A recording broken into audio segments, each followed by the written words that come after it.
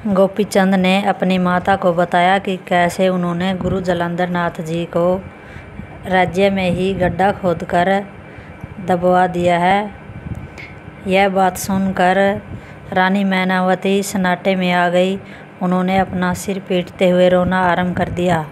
उस समय कनिफा नाथ ने उन्हें सांत्वना देते हुए कहा, हे राजमाता, घबराने की कोई बात नहीं है। मेरे जिन गुरुजी ने तुम्हें अमरत्व प्रदान किया है, उनका तनिक भी अनिष्ट करने की सामर्थ्य किसी में नहीं है। वे जहाँ भी हैं वहाँ पूर्ण रूप से सकुशल तथा जीवित हैं। मैं थोड़ी ही देर में उन्हें सबके सामने प्रकट कर दूंगा। राजमाता ने पूछा, अब मेरे इस पापी पुत्र का क्या होगा? कनिफा नाथ ने उत्तर दिया, मैं यदि समय भी चाहूँ तो तुम्हारे पुत्र को संपूर्ण राजपाट सहित भस्म कर सकता हूँ, परंतु मैं ऐसा नहीं करूँगा। गुरुजी इसे क्या दंड देंगे, इस संबंध में मुझे कुछ भी ज्ञात नहीं है। यह बात सुनकर राजमाता रो पड़ी। उन्होंने कनिफा नाथ से बारंबार प्रार्थना की कि जैसे भी हो सके वे जालंधर नाथ जी के क्रोध से गोपीचंद की प्राण रक्षा का प्रयत्न करे। रानी के बहुत अनुनय विनय करने पर कनिफा नाथ ने उन्हें यह कहकर आश्वस्त किया कि वे गोपीचंद की प्राण रक्षा के लिए अवश्य पूरा प्रयत्न करेंगे। कनिफा नाथ ने सोना, चांदी, तांबा, पीतल और लोहा, इन 5 धातुओं द्वारा राजा गोपीचंद की आकृति में 5 मानवाकार पुतलों का निर्माण कराया। उन पुतलों को उस स्थान पर पहुंचा दिया गया जहां पर कि जालंधर नाथ को पृथ्वी में गड्ढा खोदकर गाड़ दिया गया था। शुभ मुहूर्त देखकर कनिफा नाथ राजा गोपीचंद को अपने साथ लेकर उस स्थान पर जा पहुँचे। सर्वप्रथम उन्होंने सोने के पुतले को उस गड्ढे के ऊपर रखवाया जिसके नीचे जालंधर नाथ जी दबे हुए थे। तदनुपरांत उन्होंने चिरंजीवी मंत्र से अभिमंत्रित भस्म को राजा गोपीचंद के ललाट पर लगाया और कहा, तुम स्वयं अपने हाथ में कुदाल लेकर उस गड्ढे को खोदना आरंभ करो। जब गड्ढे के भीतर कौन है की आवाज़ आए, उस समय तुम मैं गोपीचंद हूँ कहकर उत्तर देना तथा यह कहने के बाद तुरंत ही उस स्थान से हटकर दूर खड़े हो जाना। कनिफा नाथ जी ने जैसा कहा था, गोपीचंद ने वैसा ही किया। कनिफा नाथ स्वयं गड्ढे से कुछ दूर हटकर बैठ गए। राजा गोपीचंद ने कुदाल चलाकर जैसे ही गड्ढे को खोदना आरंभ किया, वैसे ही गड्ढे के भीतर से कौन है की आवाज़ आई। राजा गोपीचंद कनिफा नाथ के बताए अनुसार मैं राजा गोपीचंद हूँ कहकर गड्ढे वाले स्थान से दूर हट गए। उसी समय गड्ढे के भीतर से दूसरी आवाज़ आई, राजा गोपीचंद हो तो जलकर भस्म हो जाए। इस दूसरी आवाज़ के आते ही गड्ढे के ऊपर रखा हुआ राजा गोपीचंद का सोने का पुतला जलकर भस्म हो गया। दूसरी बार उस स्थान पर चांदी का पुतला रखा गया। गोपीचंद ने फिर कुदाल लेकर खोदना आरंभ किया। गड्ढे के भीतर से फिर आवाज़ आई, कौन है? गोपीचंद फिर मैं राजा गोपीचंद हूँ कहकर वहाँ से हट गए।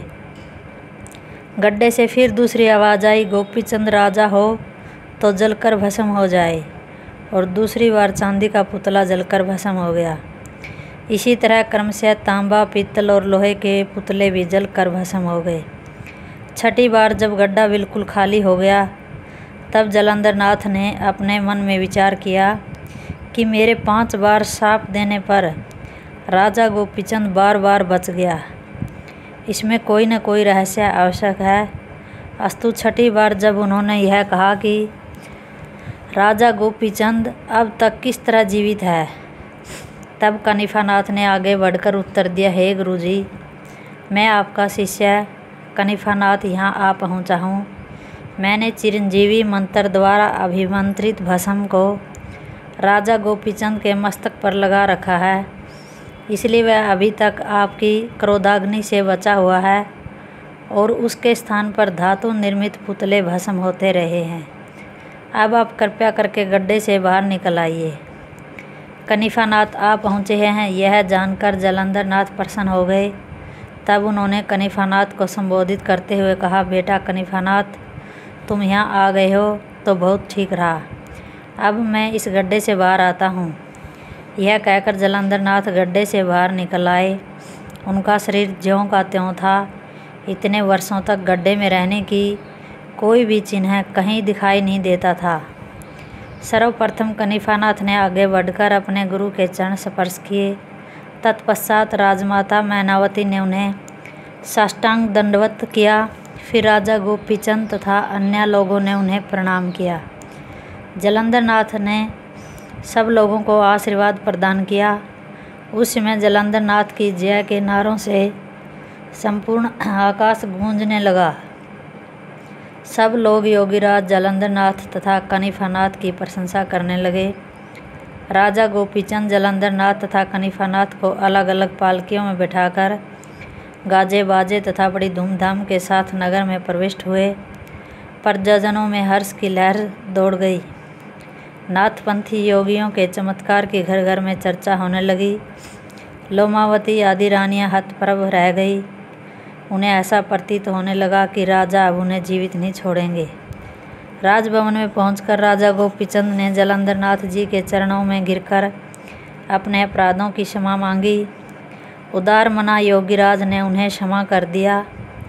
तब राजमाता मैनावती ने जलंधर नाथ से प्रार्थना की कि हे प्रभु, अब आप मेरे पुत्र को नाथ पंथ की दीक्षा देने की कृपा कीजिए। इसे अपना आशीर्वाद देकर अमरत्व प्रदान कीजिए और इसके अज्ञान को दूर कीजिए। राजमाता मैनावती की प्रार्थना को जलंधर नाथ ने स्वीकार कर लिया। शुभ मुहूर्त में उन्होंने राजा गोपीचंद को नाथ पंथ की दीक्षा दी। मंत्र उपदेश करने के बाद उसे अमरत्व प्राप्त होने का आशीर्वाद भी दिया। राजा गोपीचंद ने राजसी वस्त्राभूषणों को उतारकर योगी वेश धारण कर लिया। रन्निवास में जब यह समाचार पहुंचा तो सब रानियां विलाप करने लगी। हेलापटन की प्रजा को जब यह ज्ञात हुआ कि राजा ने नाथ पंथ की दीक्षा ले ली है और वे योगी बन गए हैं तो उसमें भी हाहाकार मच गया। सभी प्रजाजन जलंधर नाथ से अत्यधिक प्रभावित थे। उनके द्वारा राजा गोपीचंद को नाथ पंथ में दीक्षित करना वैसे तो सबको अच्छा लगा, परंतु अपने प्राण प्रिय प्रजावत्सल राजा के संभावित वियोग से दुखी होने के कारण सबकी आंखों से आंसू बह निकले। जलंधर नाथ जी ने गोपीचंद को रनिवास में जाकर अपनी रानियों को माता शब्द संबोधित करते हुए उनसे भिक्षा मांग लाने की आज्ञा दी। गुरु की आज्ञा अनुसार योगी वेशधारी राजा गोपीचंद हाथ में खप्पर लिए अपनी रानियों से भिक्षा मांगने के लिए अंतपुर में जा पहुँचे।